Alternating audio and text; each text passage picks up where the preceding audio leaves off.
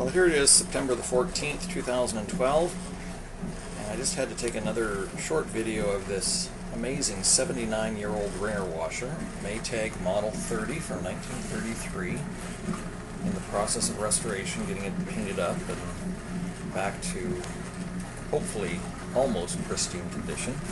Doing a little wash today. Just have a look at this amazing agitator action, or gyrofoam action, Maytag used to market it as.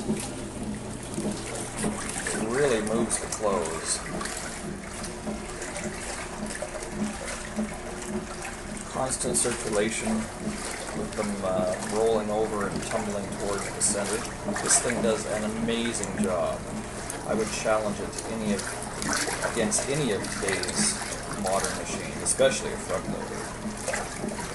You couldn't hold a candle to this. 79 years old, still running, and doing an amazing job. Truly a testament to American workmanship from days gone past.